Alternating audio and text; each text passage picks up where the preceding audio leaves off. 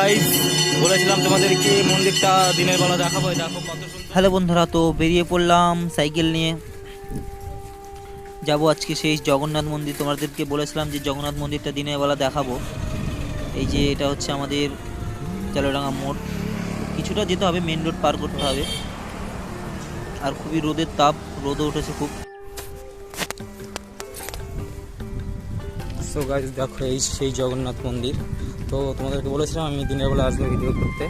তোমাদের ভিডিও না, তোমাদেরকে দেখানোর জন্য। দেখো কত সুন্দর ফুল বাগান। আর দেখো কীর্তন হচ্ছে।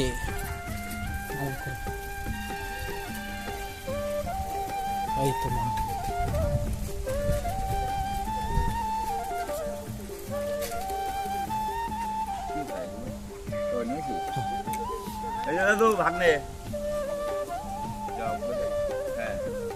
আর এই হচ্ছে সেই দাদুটা, যে দাদুটা এই মন্দিরটা করেছে।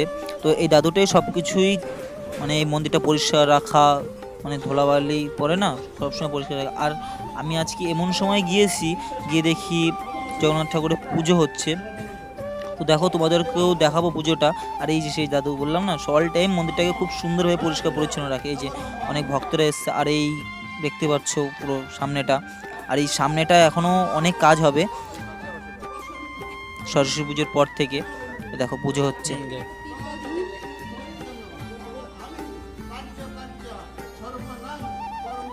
দেখো মন্দিরের উপরটা কত সুন্দর।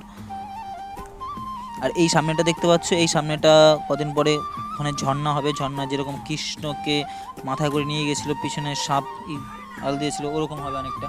তো দেখতেই পারবে তোমরা যারা যারা এখনও এই মন্দিরটা আসুনি।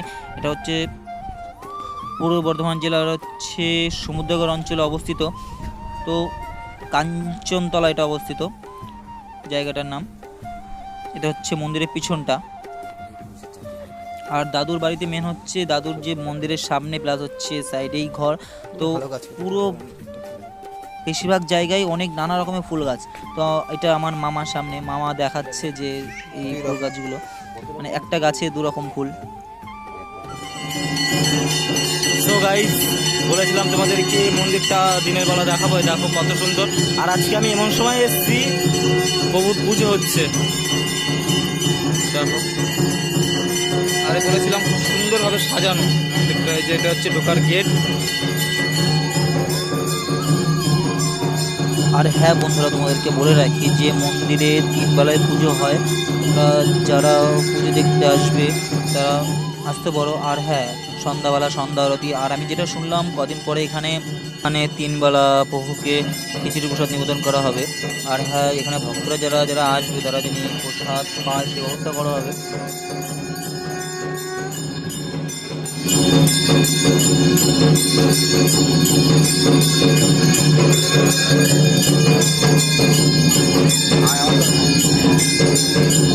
তো এটা হচ্ছে আমার মামা।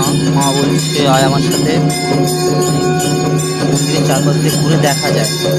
ঠিক আছে, দেখাও। দেখো এটা হচ্ছে ঠাকুর দেওয়া আছে। আর এই সাইডটা তিননাথ ঠাকুর বসানো আছে। দেখো মন্দিরের উপরটা দেখাচ্ছি, মানে মন্দিরের উপরে এসে সামনের ভিউটা এত সুন্দর লাগছে। তো যারা যারা আসুনি তারা অতি অবশ্যই এসো। তোমাদেরকে ঠিকানা তো বারবার বলছি। দেখো এই জায়গাটা কত সুন্দর। তো এটা হচ্ছে আমার মামা আমাকে ঘুরে ঘুরে দেখাচ্ছে জিনিসটা। ওই দেখো এই সাইডটা এসে তোমাদেরকে দেখাই। এই যে ঠাকুরমশাই পুজো করছে, আর এই ভক্তরা দাঁড়িয়ে আছে, পুজো দেখছে, আরতি করবে। তো এটা হচ্ছে দুপুরবেলা, ওই 1:30টার দিকে পুজো হয়, মানে 3 বেলায় পুজো হয়। আর এই সেই দাদুটা, যে দাদুটা মন্দিরটা করেছে, মন্দিরটা সব কিছু যত্ন রক্ষা করে, পুজোর সময় থাকে।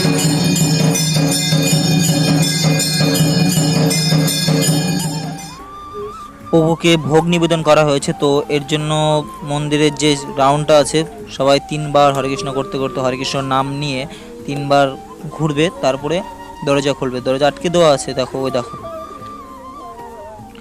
আর বন্ধুরা তোমাদেরকে বলি, তোমরা এখনও যারা যারা এই মন্দিরটা দেখতে আসুনি, ঘুরতে আসুনি, তো অতি অবশ্যই তোমরা এসো। মানে মনে কষ্ট থাকলে বিশ্বাস করবে না, এখানে এসে এতটাই শান্তি লাগে। দেখো এইখান থেকে আর মন্দিরটা আমি যেটা শুনলাম যে সরস্বতী পুজোর পর থেকে এখনো মন্দিরে অনেক কাজ হবে, তো মন্দিরটা তখন আরও দেখতে ভালো লাগবে। এখনই এত সুন্দর লাগছে, তখন আরও খুব সুন্দর লাগবে। তো তোমরা এসো সবাই মন্দিরটা ঘুরতে, মন্দিরটা দেখতে, ঠাকুর দর্শন করতে। চলো ভিডিওটা এখানে শেষ করছি, দেখা হবে পরের ভিডিওতে।